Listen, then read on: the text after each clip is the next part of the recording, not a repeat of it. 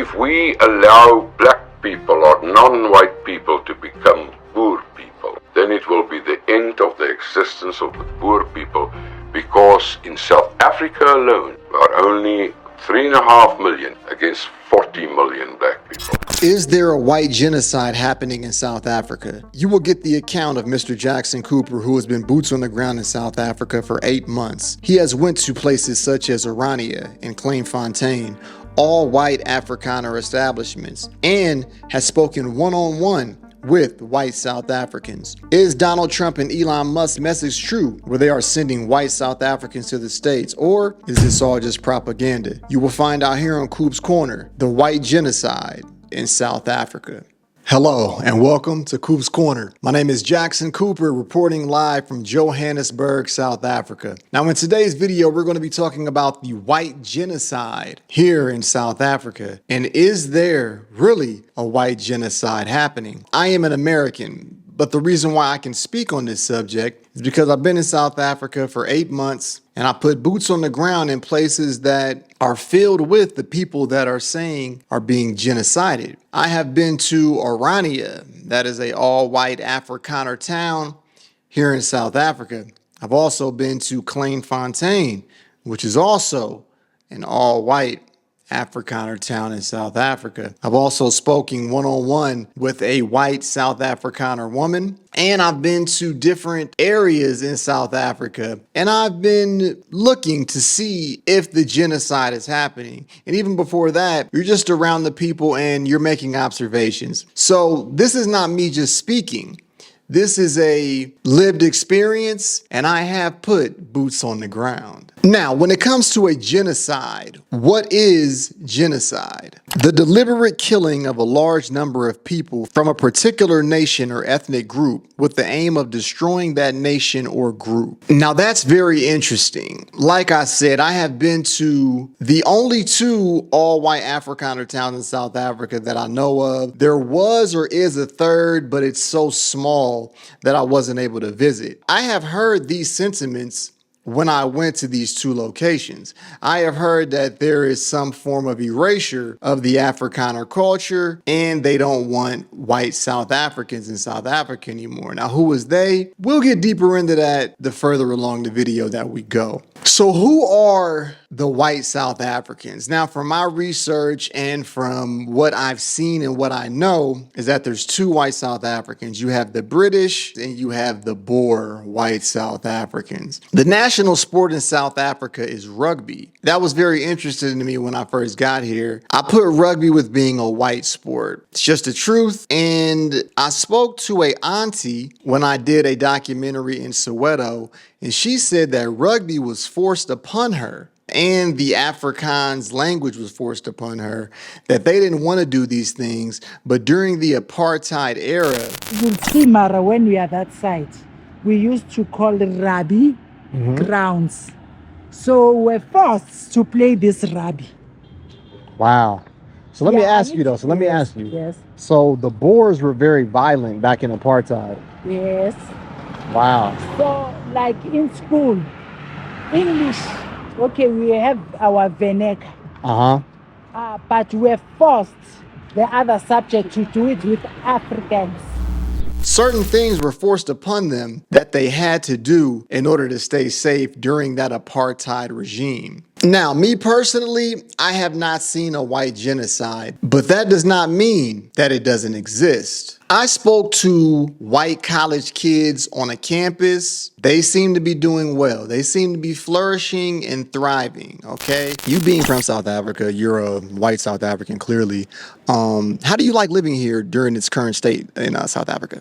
Well, I like to say I'm a post-South African. When people ask me where I'm from, I say I'm a post-South African. That's my nationality. Okay. I do like to be aware that I am from a different background, especially I'm a first year, this is orientation. Like a lot of the talks are about like how people come from like poverty, like a lot of places, like a lot of people, this is like the first of their generation going to university, where I'm like obviously very privileged, my whole family is gone. So I like to remind myself of that. Now that's just one person that I saw, two people that I saw, but you have to take your experiences and put them into a sphere and see, I don't see a lot of downside to being white in South Africa. Now, when I was doing a documentary in Rager Park, I did come across a white gentleman who appeared to be homeless, right? The blacks it's their country now. Most of them, you understand? Not their country, but we learn to blend together, you understand? Whoever's here.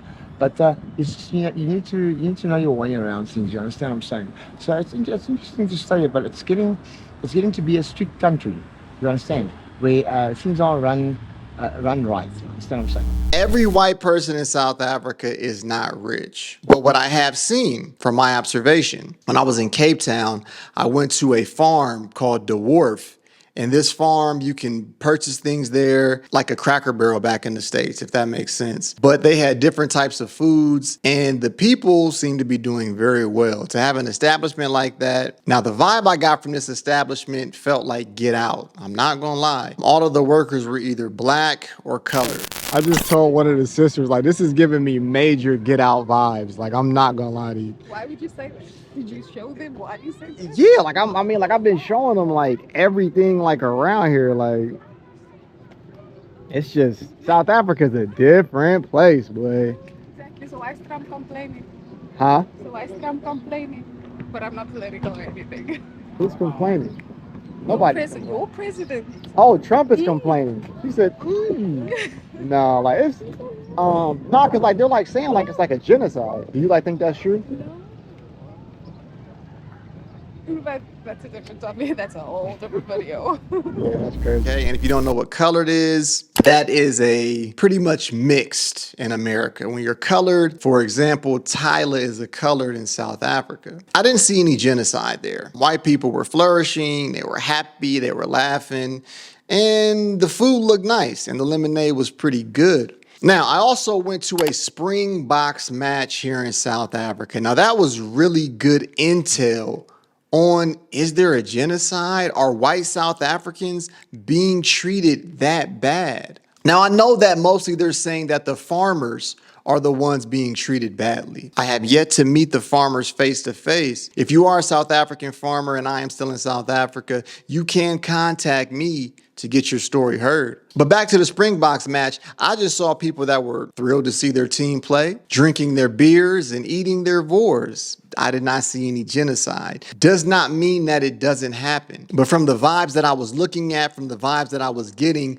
the people seemed very happy. They looked like they had money. They didn't look downtrodden. And things looked pretty normal from my point of view. When it comes to the wealth, South Africa has one of the biggest wealth gaps in the world for a country. In my time in South Africa, I was staying in Sandton. Sandton is claimed as the richest square mile in all of Africa. But in Sandton, you can find one or two things. You can go inside Sandton City Mall and find plenty of high-end fashion brands. But right up the street, literally right up the street, you can find an informal settlement where people are living way below the poverty line. Could there be a sense of guilt within this white genocide? Because typically when people feel guilty about something, they tend to think everyone's out to get them. I'm not saying that's the case. I'm just letting you know about history. Because apartheid did happen. It feels like certain people in South Africa, they say, oh, that was in the past, that doesn't exist. But you see me, I'm from America. And these are two different countries, but that's like me saying, you know what, racism doesn't exist. They just put it under a blanket. It never happened.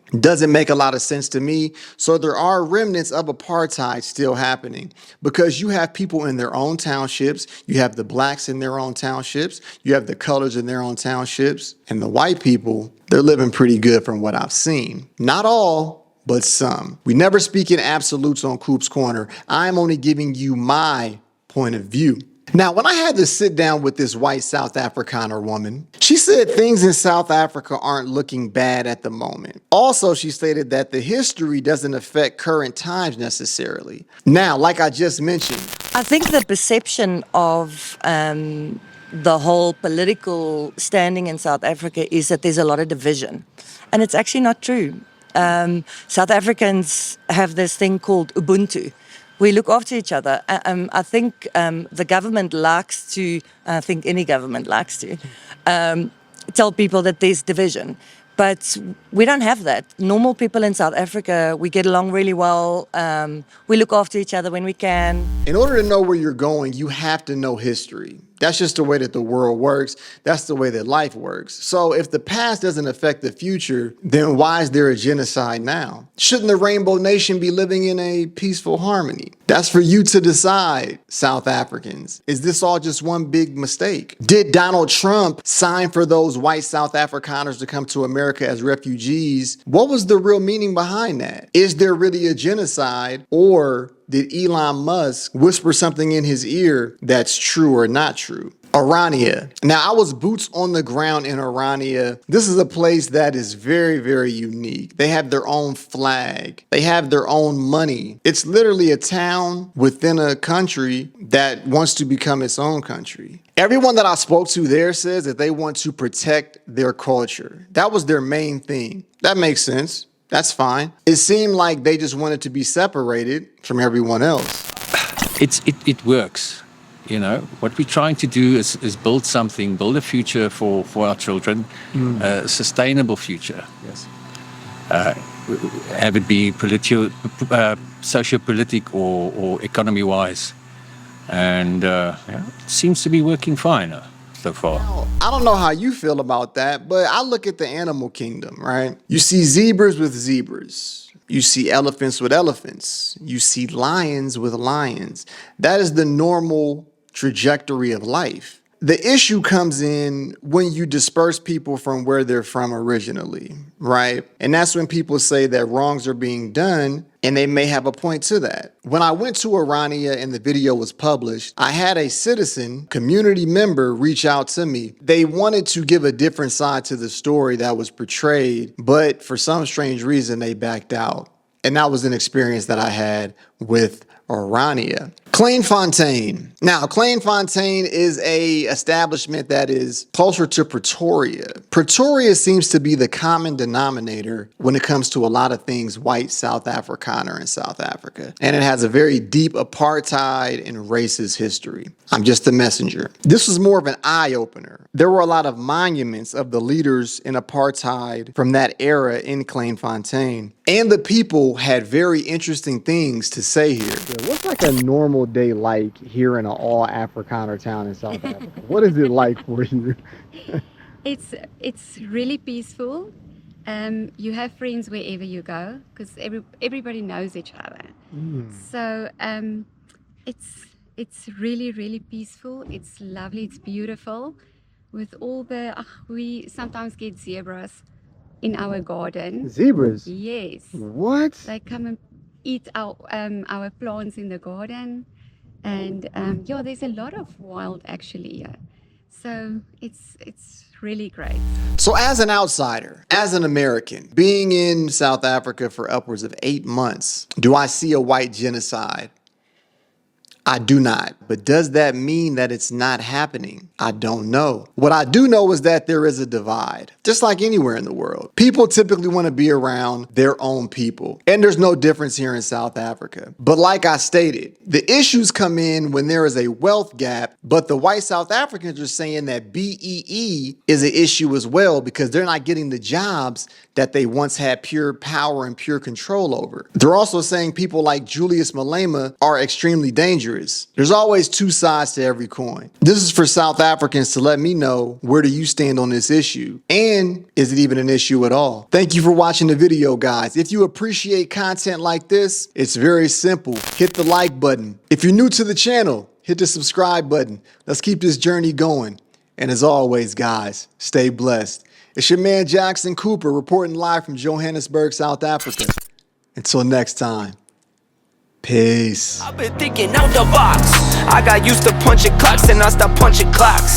Now I'm setting up the shop, it's time to make it pop. Get it hot, now or never.